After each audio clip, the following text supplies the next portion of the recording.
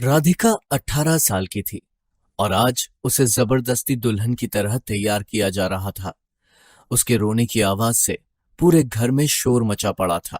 मुझे शादी नहीं करनी, मुझे जाने दो, छोड़ दो मुझे। मैं भी देखती हूँ तू कैसे शादी नहीं करती। शादी तो तुझे करनी ही पड़ेगी। नहीं, मैं शादी नहीं करूंगी। अभी मैं बहुत छोटी हूँ और मैं शादी के लिए तैयार नहीं हूँ। देख, अगर तूने इस लड़के से शादी कर ली ना तो हम सबके दिन पलट जाएंगे। अरे बहुत पैसे वाला है, तुझे रानी की तरह रखेगा अपने घर में। आप मेरे चाचा होकर कैसी बात कर रहे हैं? और वो लड़का नहीं है चाचा, वो 50 साल का आदमी है। इतने बूढ़े आदमी से आप मेरी शादी नहीं कर सकते। खबरदार जो उसे बूढ़ा कहा। अगर उसने सुन लिया तो बिना तुझसे शादी किए यहाँ से चला जाएगा। जाने दो ना, मैं अभी सिर्फ 18 साल की हूँ और वो 50 साल का। ये शादी सरासर गलत है। एक तो तेरे माँ बाप तुझे बचपन में ही हमारे पास छोड़कर भगवान को प्यारे हो गए। अब क्या हम तेरे लिए कोई राजकुमार ढूंढ कर लाएंगे क्या?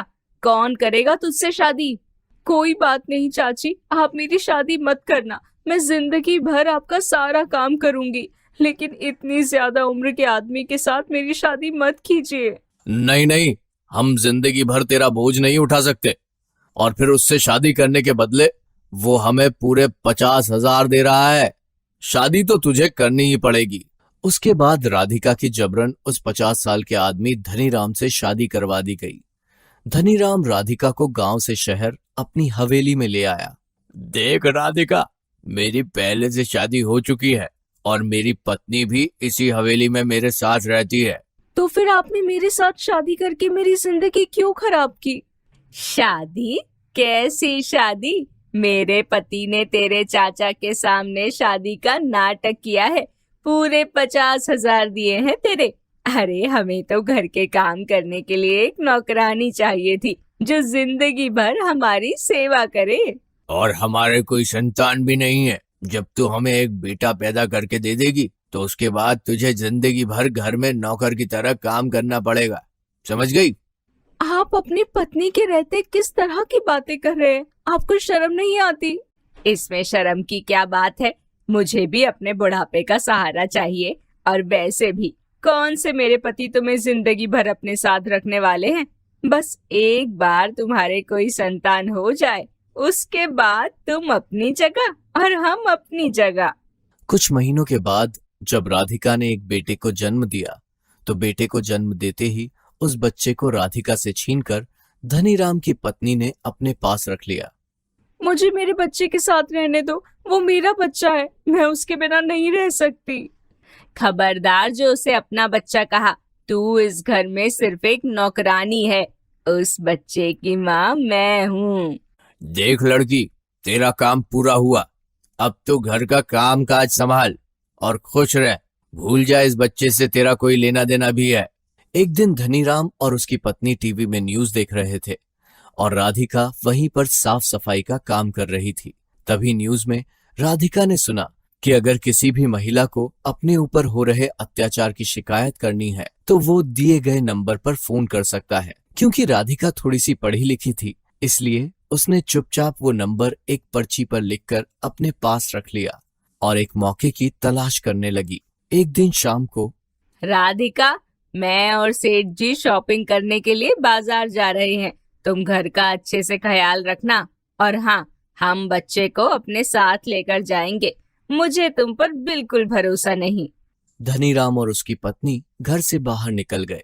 राधिका ने घर के लैंडलाइन से वो नंबर डायल किया। जी नमस्ते, मैं राधिका बोल रही हूँ। मैं यहाँ धनीराम जी के घर पर नौकरानी की तरह काम करती हूँ। पहले उन्होंने मुझसे मेरा बच्चा छीन लिया और अब बिना पैसे दिए मुझसे घर का सारा काम करवाया जाता है। आप मेरी मदद कीजिए। देखिए, मेरा नाम सारिका शर्मा है। ये महिलाओं का हेल्पलाइन नंबर है और मैं उन महिलाओं की मदद करती हूँ जिनके साथ किसी भी प्रकार का अत्याचार होता है। आप चिंता न करें, मुझे अपना एड्रेस बताएं, मैं वहाँ पर आकर आपकी मदद करूंगी। अगले दिन सुबह सारिका शर्मा सेठ धनीराम के घर पहुंच गई। उसके साथ पुलिस भी थी। कहाँ है आपकी नौकरानी? उसे बुलाइए। लेकिन हुआ क्या है मैडम? बात तो बताइए। क्या करना है आपको हमारी नौकरानी से मिलकर? मैंने सुना है कि आपने उसे यहाँ पर बिना पगार के बंधुआ मजदूर की तरह रखा हुआ है। आप उसे उसकी मेहनत का पैसा भी नहीं देते और जरूरत से ज्यादा काम करवाते हैं। अरे नहीं नहीं, आपको कोई गलत फहमी हुई है। हमारे यहाँ तो कोई नौकरानी है ही नहीं। मैडम आप जाइए यहाँ से, लगता है आप गलत जगह पे आ गई हैं। धनीराम की पत्नी बच्चे को गोद में उठाए वहां पर आई। ये बच्चा किसका है? जी मेरा है। मेरा मतलब हमारा है, और किसका है? लेकिन आपको देखकर तो नहीं लगता कि आपने 1 महीने पहले बच्चे को जन्म दिया है। आपकी तो उम्र भी काफी ज्यादा लग रही है। नहीं नहीं मैडम, ये बच्चा हमारा ही है। सारिका शर्मा अपने साथ पुलिस को लेकर आई थी। उसने पुलिस इंस्पेक्टर से कहा, इंस्पेक्टर साहब, आप इस घर की तलाशी लीजिए। मुझे लगता है ये लोग कुछ छुपा रहे हैं। जी मैडम। इंस्पेक्टर ने जब घर की तलाशी ली तो उन्हें स्टोर रूम में हाथ पांव बंधी हुई राधिका मिली। वो उसे बाहर लेकर आए। राधिका के शरीर पर मारपीट के काफी निशान भी नजर आ रहे थे। मैडम, ये बच्चा मेरा है। मैं इसकी सगी माँ हूँ।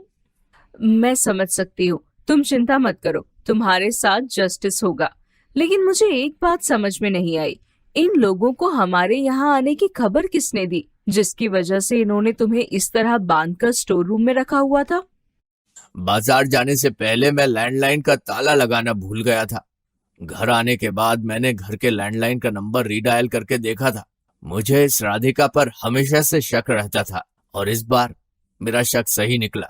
इसीलिए सुबह आप लोगों की गाड़ी आते देखी तो हमने इसके हाथ पांव बांधकर स्टोर रूम में छुपा दिया। सिर्फ इतना ही नहीं मैडम, इन लोगों ने कल रात को मुझे बहुत मारा। बहुत होशियार बनते हो ना तुम। अब जेल में जाकर तुम्हारी सारी होशियारी निकलेगी। इंस्पेक्टर साहब, गिरफ्तार कर लीजिए इन दोनों को। अब मैं अपने बच्चे को लेकर कहाँ जाऊंगी? मेरे चाचा ने तो मुझे पहले ही इस आदमी को बेच दिया था। तुम चिंता मत करो राधिका, हम तुम्हें नारी निकेतन भेजेंगे। वहां पर तुम्हारी और तुम्हारे बच्चे की अच्छी तरह से देखभाल होगी और तुम्हें कुछ रोजगार भी दिया जाएगा। रही बात तुम्हारे चाचा की, तो उन्हें भी सजा मिलेगी। हमारी पुलिस टीम जाकर उन्हें भी गिरफ्तार करेगी, क्योंकि इस जुर्म में वो भी शामिल है। सारिका शर्मा ने राधिका को उसका बच्चा वापस लौटा दिया। राधिका के चेहरे पर मुस्कुराहट आ गई, क्योंकि आज उसे अपना बच्चा और अपनी जिंदगी दोनों वापस मिल गए थे।